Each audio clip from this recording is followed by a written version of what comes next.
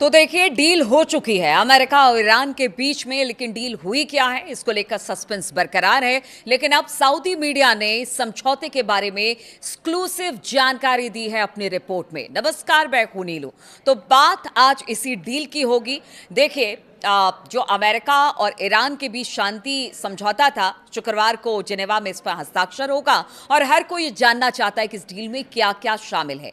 लेकिन अभी तक इसका ड्राफ्ट जो है वो सार्वजनिक नहीं हो पाया है और इस बीच सऊदी मीडिया ने समझौते के बारे में एक्सक्लूसिव जानकारी दी है। सऊदी मीडिया आउटलेट अल अरबिया ने दावा किया है कि उसे अमेरिका और ईरान के बीच हुए समझौते की कॉपी मिली है और इस दस्तावेज में युद्ध खत्म करने के लिए एक व्यापक रूपरेखा तैयार की गई है। और देखिए, जैसा मैं कह रही थी कि ईरान को एज है, जीता कौन हारा कौन, लेकिन आखिर अल्टीमेटली ईरान की ही जीत हुई है। और इस रूपरेखा जो 14 बिंदु पर बातचीत हुई है, सहमति बनी है, उसमें साफ तौर से यह दिखाई देगा।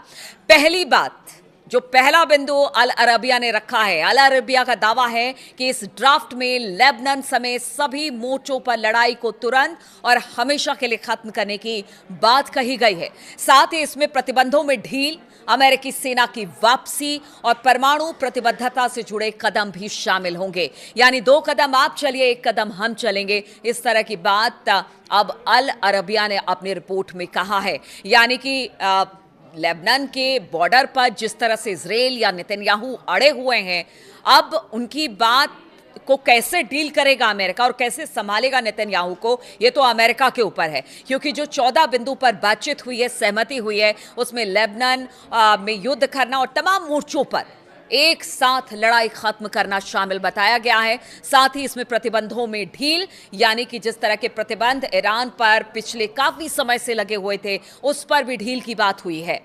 तो इस तरह से ये पहला पॉइंट हो गया। अगर अल अरबिया की बात की जाए तो उन्होंने बताया कि समझौते के तहत अमेरिका ईरान पर नौसैनिक नाकेबंदी तत्काल हटा लेगा। और आज सुबह ऐसी ही तस्वीर सामने आई है जब बेखौफ होकर कुछ जहाज यहां से निकल गए हैं तेल और गैस को लेकर। कल भी हमने देखा था एक जहाज गया था जिस पर डोनाल्ड ट्रंप ने एक्स पर सोशल ट्रूथ पर लिखा था कि देखिए, अब पुराने समय और पुराना दिन लौट आया है, अब जहाज यहां से निकल रहे हैं। और आज सुबह भी कुछ ऐसा ही देखने को मिला जहां पर बिना रोक टोक, बिना खौफ के यहां पर जो जहाज थे वो निकलते दिखाई दिए हैं। और इसलिए कहा यह जा रहा है कि देखिए, नाकेबंदी बहुत जल्द अमेरिका हटा लेगा और ईरानी समुद्री रास्ते में हस्तक्षेप खत्म कर देगा। इसमें यह भी कहा गया है कि अंतिम समझौते पर हस्ताक्षर होने के 1 महीने के भीतर भीतर अमेरिकी सेनाएं इस इलाके से हट जाएंगे। चूंकि देखिए, 60 दिन का बातचीत का पूरा टाइम रखा गया है, हर एक मुद्दे पर बातचीत होगी, विस्तार से बातचीत होगी, पॉइंट दर पॉइंट बातचीत होगी, लेकिन 1 महीने के भीतर भीतर अमेरिका को नाकेबंदी यहां से हटानी पड़ेगी। अब अगर तीसरे बिंदु की बात की जाए तो ईरान और अमेरिका एक दूसरे की संप्रभुता और क्षेत्रीय अखंडता का सम्मान करेंगे और एक दूसरे के आंतरिक मामलों में दखल बिल्कुल नहीं देंगे। इसका मतलब यह हुआ कि ईरान अगर कह रहा है कि हम एक संप्रभु देश है, हमारे मामले में अमेरिका दखल ना दे। पीछे हमने देखा था किस तरह से सड़कों पर जो विद्रोही थे वो ईरान की सड़कों पर उतरे। ईरान की सरकार ने कहा कि ये हमारा आंतरिक मामला है, हम इसको देख लेंगे, हम इसको खत्म करेंगे, हम बातचीत अपने लोगों से करेंगे। आप कौन होते हैं दखल देने वाले? क्योंकि डोनाल्ड ट्रंप ने कहा था कि आप लड़ते रहिए, हम आ रहे हैं। तो ये तो साफ तौर से दखल देना हुआ था। इसलिए कहा यह जाए, चाहे कुछ हो जाए, अमेरिका ईरान के आंतरिक मामलों में कोई दखल नहीं देगा और ना ही ईरान अमेरिका के मामलों में दखल देगा। अब चौथी बात, बदले में ईरान 1 महीने के भीतर भीतर हॉर्मुज़ स्ट्रेट को फिर से खोल देगा, जिससे दुनिया के सबसे अहम ऊर्जा मार्गों में से एक से आवाजाही पूरी तरह से बहाल हो जाएगी। और ये पहले ही बात हो चुकी है, लेकिन चूंकि वहां पर बारूदी माइंस बिछे हुए हैं, इसलिए कहा जा रहा है कि इसमें वक्त लगेगा। कितना वक्त लगेगा? 1 महीना, 2 महीना, 3 महीना, नहीं पता, लेकिन शुरुआती तौर से यही कहा जा रहा है कि 1 महीने का है कि आप बहाल कर दीजिए। हालांकि देखिए, अभी से जहाज आने जाने शुरू हो गए। आज सुबह की तस्वीरें भी, यानी कि 17 तारीख की सुबह की तस्वीरें बहुत सुखद थी क्योंकि यहां से जहाज निकल रहे थे। और इसलिए कहा यह जा रहा है कि एक जो अभी सेफ कॉरिडोर दिया था ईरान ने, उसी के जरिए भी आगे बढ़े हैं, लेकिन पूरी तरह से हॉर्मुज़ स्ट्रेट खुलने में थोड़ा टाइम लगेगा। और इस फ्रेमवर्क के अहम हिस्से में ईरान के पुनः निर्माण की योजना भी शामिल है। देखिए, यह भी एक बड़ी बात है, पुनः निर्माण की बात हो रही है।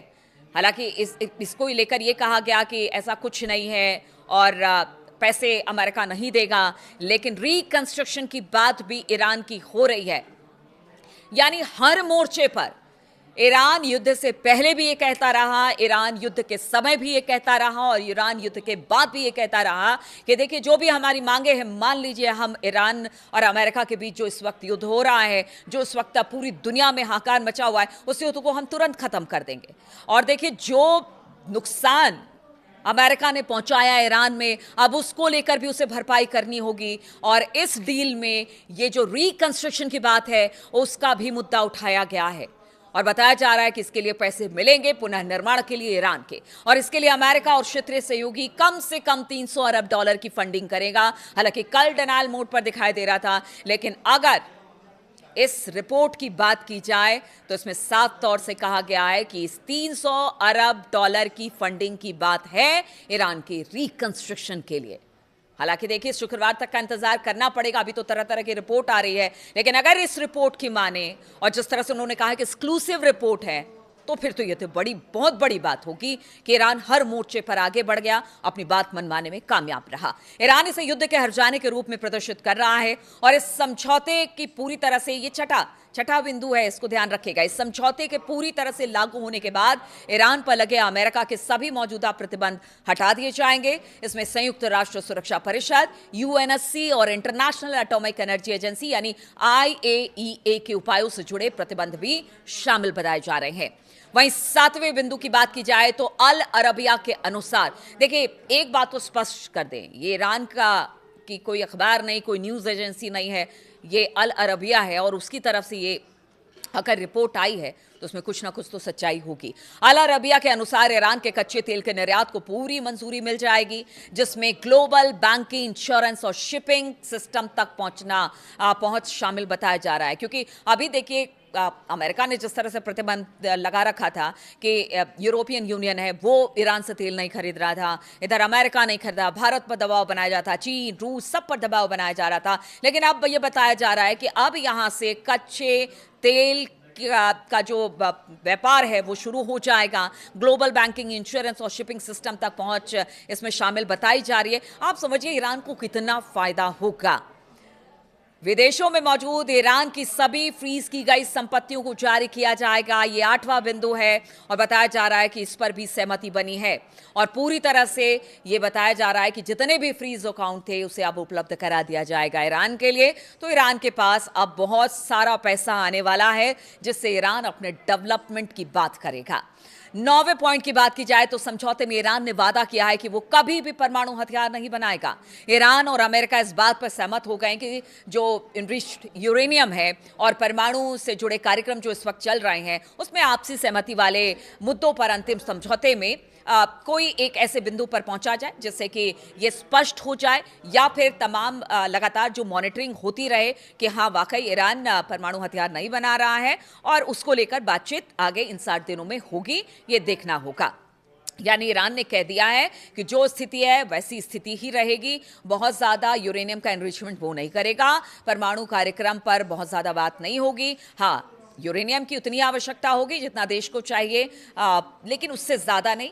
तो इस तरह की बातें हैं। हालांकि ये बात अभी निगोशिएशन टेबल पर है, बातचीत होगी, कई दौर की बातचीत होगी और ये चीज़ें स्पष्ट हो जाएंगी। यानी परमाणु कार्यक्रम आगे नहीं बढ़ाएगा ईरान, इस तरह की सहमति भी बनी है। और 10वां बिंदु, ईरान और अमेरिका इस बात पर सहमत है कि अंतिम समझौते को सफलतापूर्वक लागू करने और भविष्य की प्रतिबद्धताओं की निगरानी के लिए एक ऐसा तंत्र स्थापित, मतलब एक ऐसी टीम बनाई जाए जो कि इन सब की मॉनिटरिंग करे, ताकि कहीं भी कोई भी अपनी बात से पीछे हटता है तो उस बात को बताया जाए कि ये समझौता हुआ है और आपको इस समझौते पर काम करना है। तो ये है पूरी डील जो कि अल अरबिया के रिपोर्ट में एक्सक्लूसिव आई है। अब इस डील में अगर आप ज़्यादातर बिंदुओं को देखें 7 से 8 पॉइंट में, तो ईरान को एज मिल रहा है, ईरान जीत रहा है। अब तो ईरान को लग रहा है कि अच्छा किया अमेरिका ने हम पर हमला कर दिया, कम से कम उनकी जो इतने दिनों की बातचीत थी, जो हो नहीं पा रही थी, अब वो डील के जरिए खत्म होगी। यानी ईरान एक बार फिर से अपने आप को स्टैब्लिश करेगा। जो सैंक्शन पीछे लगाए गए थे उससे ईरान की इकोनॉमी पर अच्छा खासा असर पड़ा था, लेकिन अगर ये डील हो जाती है, अगर सही तरीके से ये डील आगे बढ़ती है, तो फिर ईरान के पास पैसा ही पैसा होगा और ईरान एक बार फिर से अपनी इकोनॉमी को बूस्ट कर पाएगा और पूरी दुनिया में जिस तरह से कच्चे तेल का व्यापार है वो कर पाएगा। तो ईरान के लिए तो ये बहुत अच्छी खबर है। अब देखिए, शुक्रवार तक का इंतजार करना पड़ेगा जब डील पर हस्ताक्षर हो जाएंगे। पूरी बात इस डील के सामने आ जाएगी कि आखिर कहीं अमेरिका ने बड़ी गलती तो नहीं कर दी ईरान पर हमला करके, और इससे ईरान का ही फायदा हुआ। अमेरिका का तो जो होगा सो होगा, उसके अपने देश के लोग ही अब उन पर सवाल खड़े कर रहे हैं और ये बहुत जल्दी मिड टर्म चुनाव में ट्रंप को भी पता लग जाएगा। बहुत बहुत शुक्रिया मेरे साथ इस वीडियो में शामिल होने के लिए, और आपके कमेंट का इंतजार रहता है। आप ज़रूर इस पर अपना कमेंट दीजिए, बताइए कि क्या वाकई आपको ऐसा लगता है कि ईरान की जीत हुई है, जो निगोसिएशन हुआ है वो ईरान की बेहतरी के लिए काफ़ी मुफीद है, फ़ायदेमंद है। तो आपके कमेंट्स का इंतज़ार रहेगा।